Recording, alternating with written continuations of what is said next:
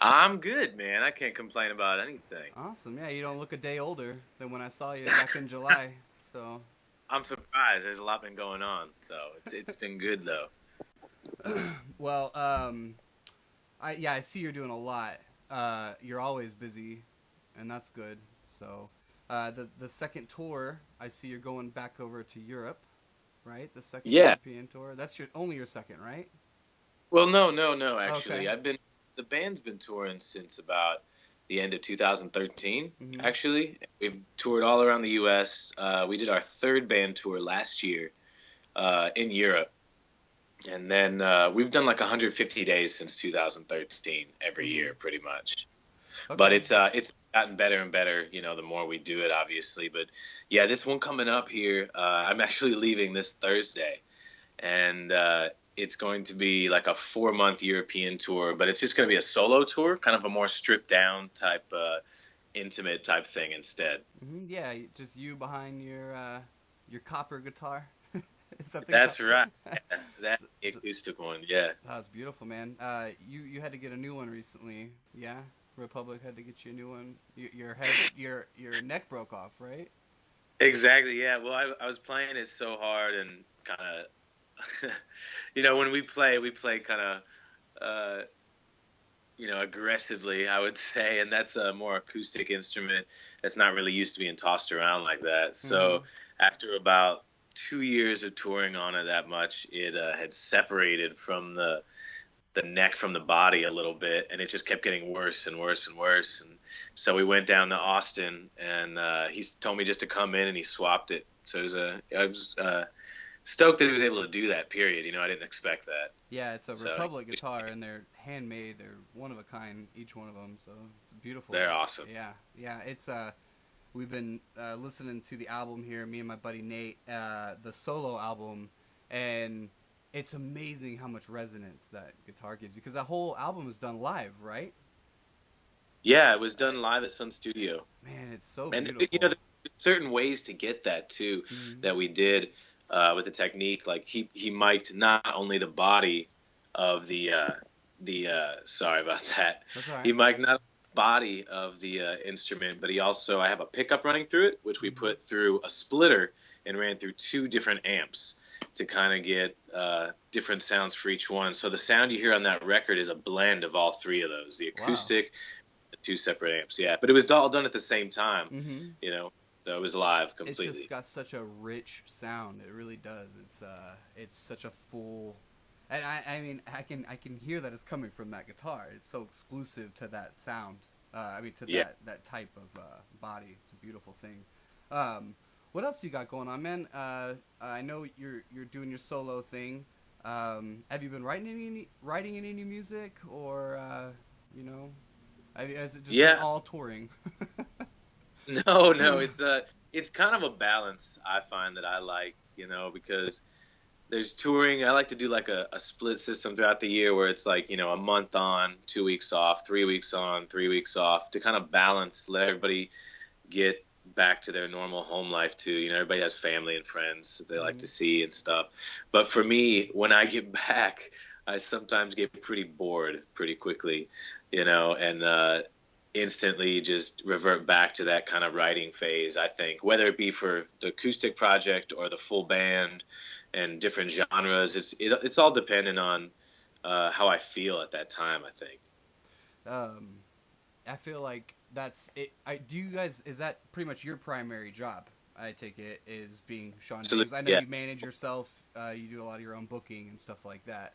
Um, Well, I use my own booking. I do manage myself, but we mhm, work with a great company called Atomic Music Group that does all of our booking now. So that once that happened, I think I booked myself the first year and a half I did mhm, it, and it was, although I was able to do it, it just took a lot of my time away from the music, and put yeah, me in a more stressed environment because booking is a whole nother career in itself. I feel like, yeah. It's a to be full honest. time job. Yeah, Yeah, absolutely. So once that happened, it really opened me up to be able to record more, write more, practice more, do more projects, and actually focus on things. yeah. Good.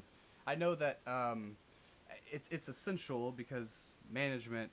Uh, not only does management fail you a lot of times. Can you hear me right now? Yeah. Okay, all right. Sorry, I kind of cut out a little bit on my end.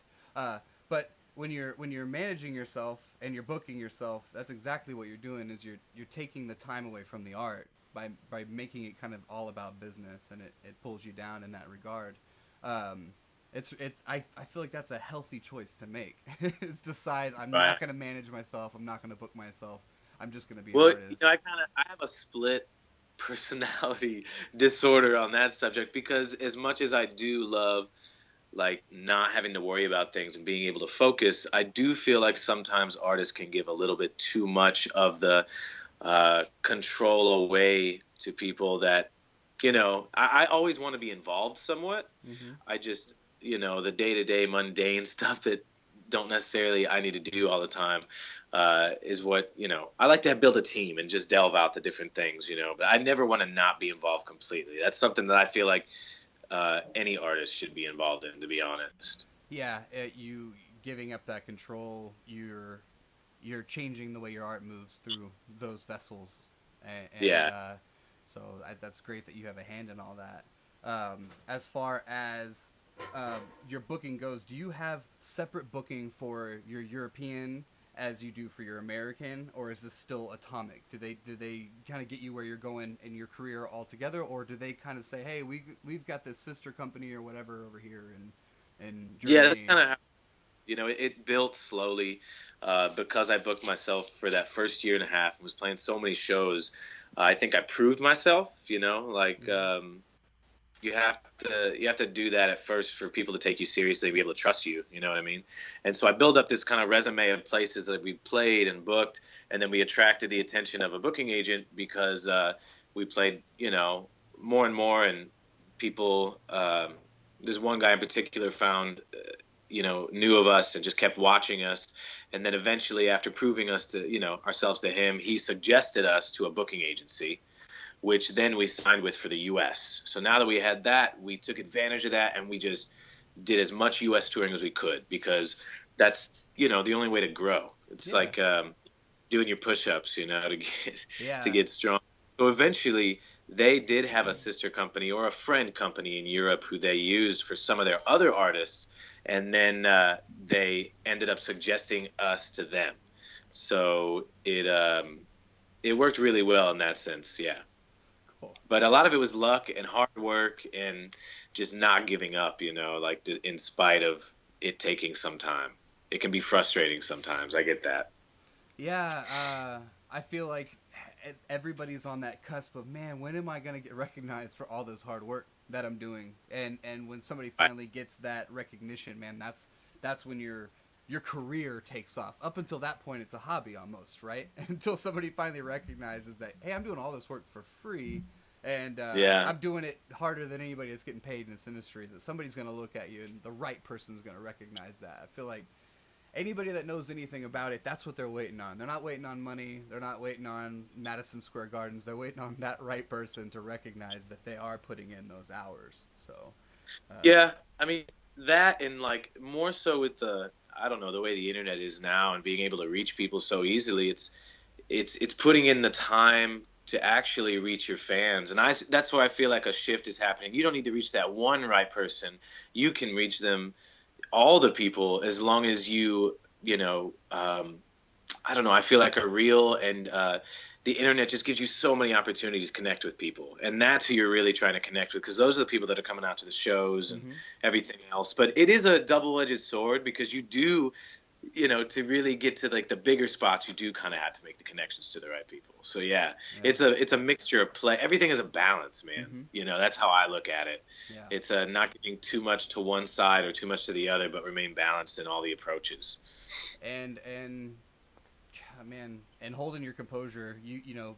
Like you said, you get frustrated. Uh, Yeah. being good to your team is something that the way you see your team stand behind you, the way uh, for my I'm kind of looking backstage. I'm definitely a fan, but I'm always looking backstage, and the way you see the producers treating the stage crew and everybody, that kind of shows you Right. nobody stabbed each other. Ex- Yeah.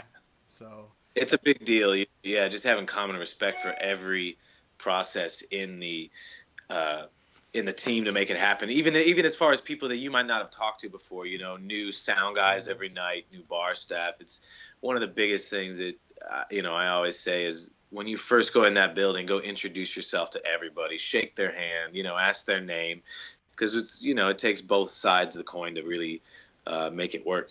Yeah, it's somebody's job to help you out, and it's Yeah, your job to help them out. So if you can scratch somebody's back in just the right spot, um, it does come around in this business. It's a really great thing. I love the way that it, it's easier to get a CD out. It's easier to get a vinyl out. Whatever sort of press you want to present your art. And the fact that you can traverse this country in just a few weeks and get that physical copy of that album in people's hands, man. That yeah, more and more so now, I go to shows and there's a line at the Merc booth. I think that's so cool. yeah, That people are absolutely. actually going back into collecting tangible things. They're not stabbing or snapping it off YouTube anymore. I mean, I guess that they still are, of course, but more and more people are getting back into the tangible side of albums. And how do you feel like you've done in that regard? Because I know you've pressed your stuff on vinyl as well. So do you feel like Yeah. that's you do better at shows, or do you feel like your online sales help you out? Like when people hear you on iTunes, they go and buy your stuff. Do you feel like you have more of that, or do you feel like it's people more so engage with you at your Merc booth for you personally? Um, Man, again, for me, it's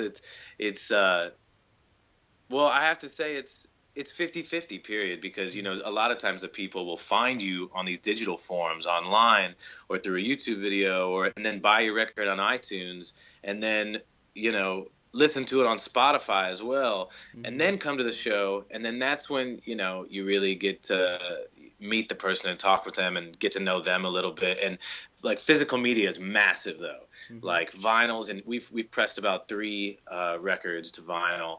And I just feel like for me, when I have an artist that I love, you know, the love affair might start digitally, you Mm-hmm. know, getting to know them, and the more that I listen to their music, the more it becomes something that I just love, and it's become like a staple for me. And that's when I'll go out and buy the physical form, the physical media, and have something that I can see, and it's like, you know, a piece of art, you know, the size of vinyl. It's like those Mm-hmm. high def covers, and just the physical kind of ritual feel of putting a vinyl on a player and putting the needle down. It's kind of like a ritual, you know. It is. It's something special that I feel like I only save for the artists that I truly love. You Yeah. know what I mean? Exactly. That's such a good point. Is you will invest in the artists that you love inevitably. To get your hands on everything that they have, you have to invest. I like Yeah, that. I like that it's not so much. Hey, I want to get this out here and throw it up on YouTube and SoundCloud. That there's now that little preview section where, dude, you can totally hear half of this for free. And I know iTunes has always done that, but it's almost everywhere you go yeah, now. Reverb Nation yeah. does it too, and it's you have a way to make money in this industry. And I guess the way that I was feeling about that question was more so, do you feel as though you've got an equal fan base to your online distribution than you have showing up? Like, do you feel like, man, this year, this quarter, or whatever, I sold so many albums, but also at the shows, I had more people show up to see me. They may not have bought something, but that's buying into you, is going to the shows. Uh, Oh, absolutely. do you feel like one outweighs the other, or do you feel like I don't know that one's picking up faster than the other? Does that make sense? That's kind of what I was. Yeah, no, it does. It does. Sorry for going off track No, there. I love that you gave me another side, another perspective. But that's kind of exactly what I meant with that question. I didn't phrase it Yeah, yeah. right, but I would say, you know, at first touring and going to shows in the U.S. and other places can sometimes be like pulling, you know, just getting. It can be difficult to get people to come out. hmm And some of the biggest things that have helped me, and some of the biggest support I've experienced, has been the digital side and the online side. To be honest with you, hmm because I feel like a lot of viral success with a few videos, and I don't know. I also feel it's the way that I communicate with people on through my social media. I try to be as real as I can, and I answer every message that they send to me. You know, hmm everyone. So it's it's something that I feel adds to both both the live thing and the digital thing, but I would say it's stronger it's easier for people to connect with you without even leaving their house. You know what I mean? And it's as simple as a message. But I cherish personally the face-to-face meet and greets, of course. But again, man, one feeds the other, I feel like. Yeah, agreed.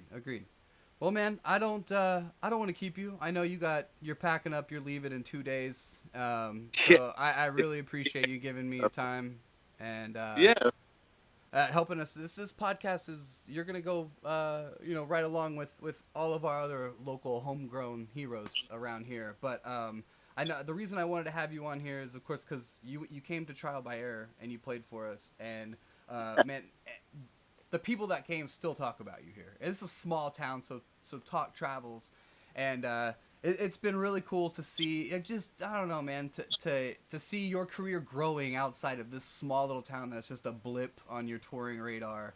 To get you in that window, man.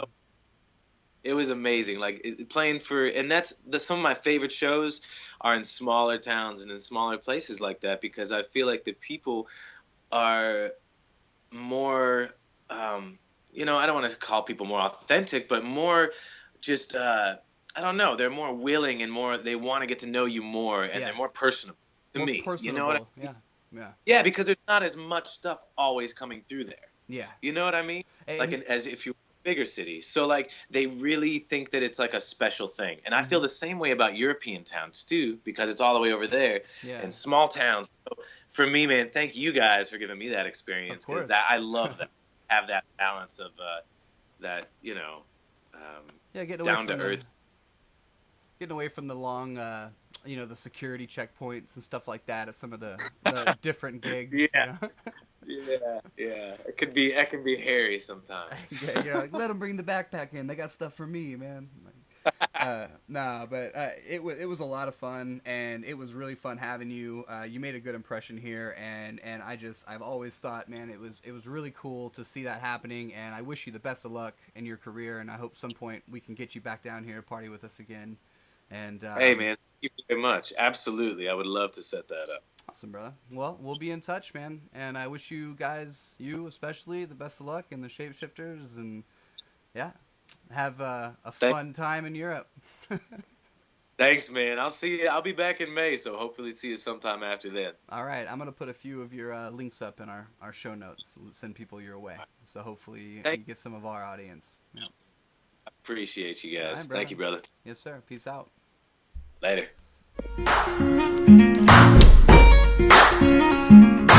When I go, I don't know when I'll be coming back again, leaving the past behind my stride. In this way I will abide.